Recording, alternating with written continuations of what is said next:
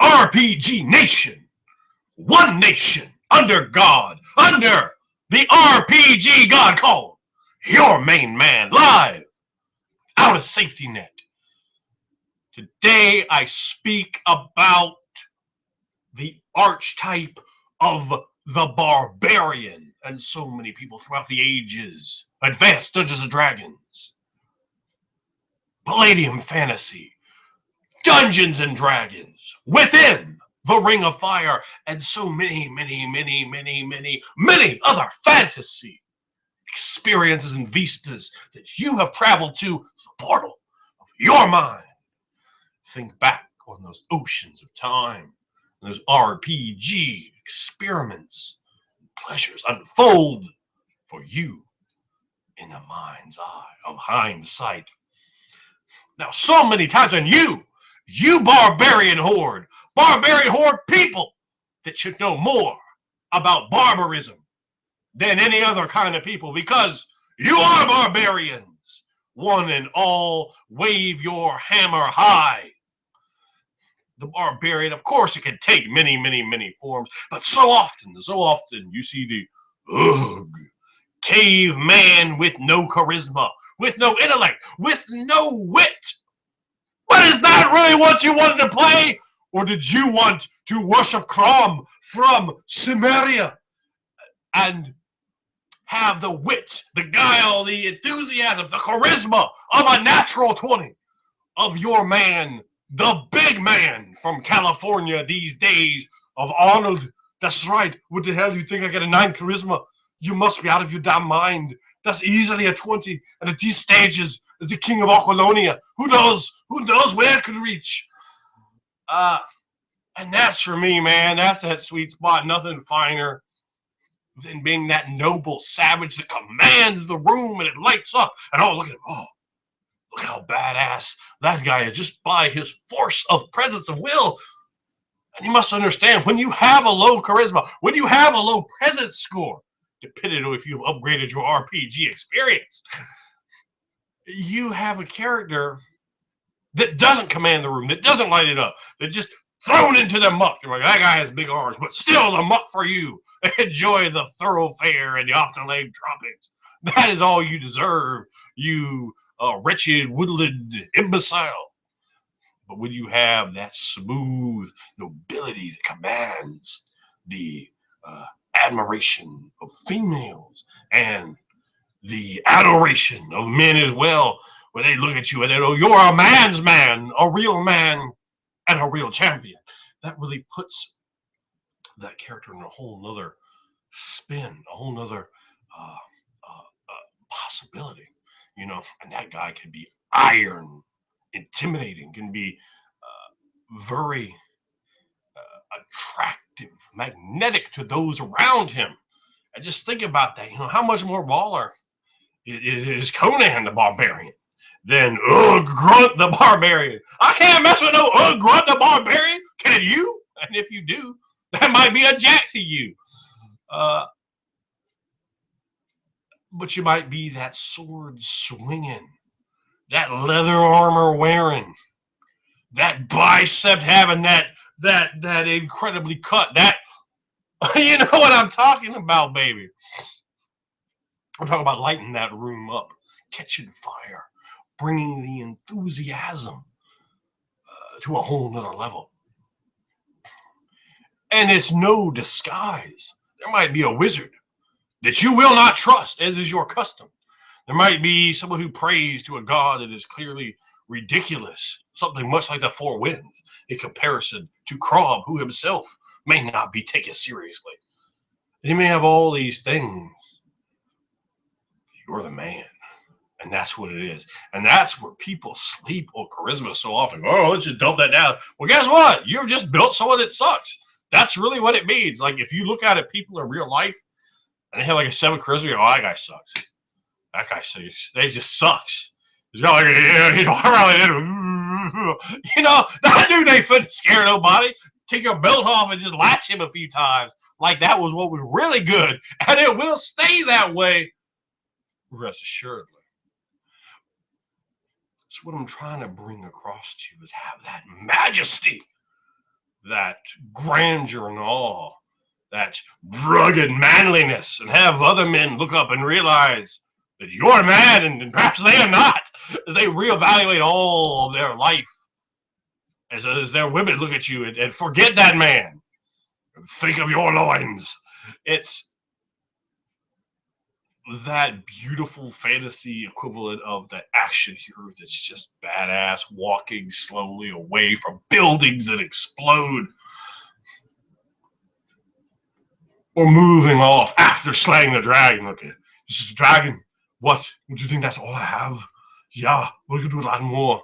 You know, a man that quotes the poetry of Qatar, if you will.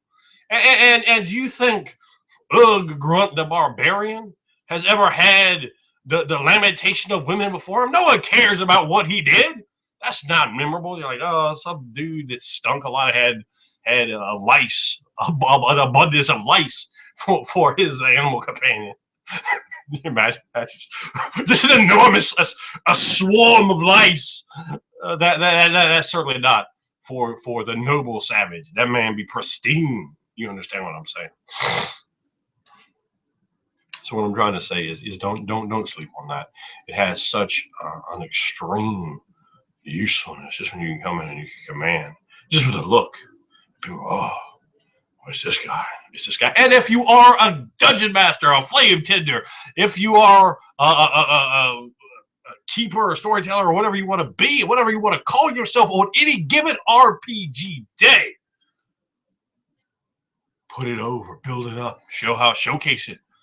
You're not getting any play. You're not getting any advantageousness from that lack of a charisma. People just right in the muck with you, and you're like, "I'll have a drink." No, instead, the thoroughfare for your ass, Deadwood style, with stench on your face, so you stay down, and show that dichotomy in the way that person with a high charisma. You're chosen, man. You are charisma. It's just such a majorly important statistic that so often is downplayed and downgraded because the dungeon master doesn't give it the credentials, the prestige it deserves. And you might focus over here, in this other character, no. You got to put the focus where it rightfully deserves for that. It really shows, and of course you need to be able to pull it off. I mean, you need to go out there and be like, yeah, you don't have charisma because you're a sorcerer. Just some foolishness and some nonsense. I'm a paladin. I can't even role play, but let me go ahead and get that 17 charisma, yo. You know what I'm finna say? Got 17 charisma. Bring it about where it belongs. Bring that just majesty, dude. I mean, that's what it's about. They look at you and they're already shocked, they're stunned. Look at how many people had that it factor. That means they oozed charisma. Look at Mike Tyson.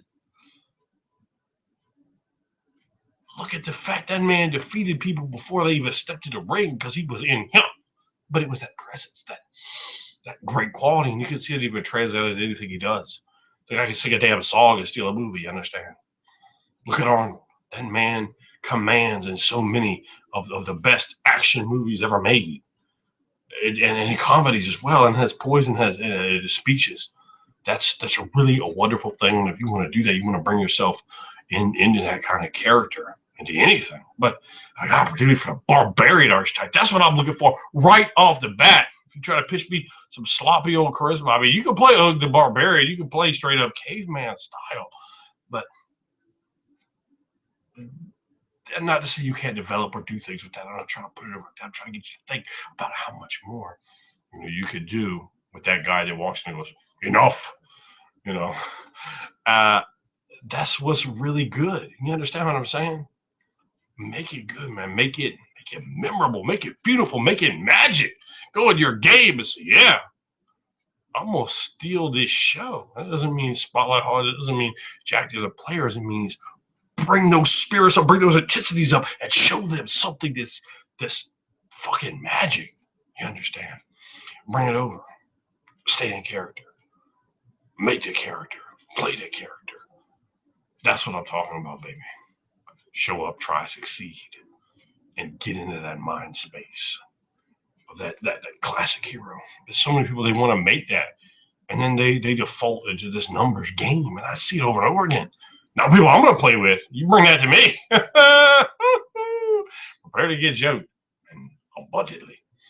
But I'd like to hear your experiences in the comments down below.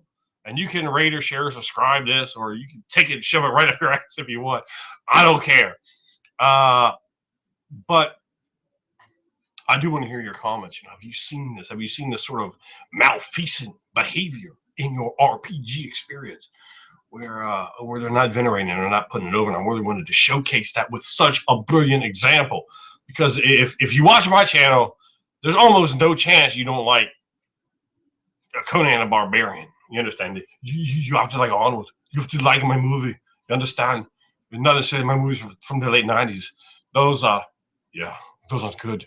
But it's such a perfect RPG experience. I never grew up basing anything on Tolkien. I never really fucked with Tolkien. I'm not a fan of Tolkien. I'm not a fan of those movies. I'm not a fan of those books. I read them all, watched them all. They're okay. I didn't hate them. I wasn't a fan of them. You know, when I gets down with some Robert E. Howard action, by the time he was 30, I'm like, yeah, that's what I'm going to watch. When I watched some Conan the Barbarian or Conan the Destroyer, and there was only one Conan movie, and unless you want to be scourged to the pain, I suggest you don't pretend or make allusions to there having been another Conan the Barbarian movie. Soon was King Conan. Yeah, what about that? Yeah, girly man. God, you have no idea how much I'm waiting to take my little barbarian to see that.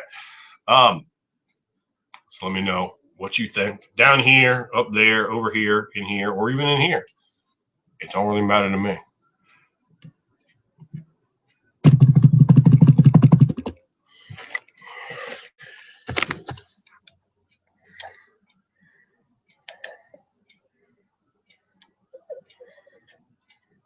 Still says we're live, so enjoy my strange facial expression.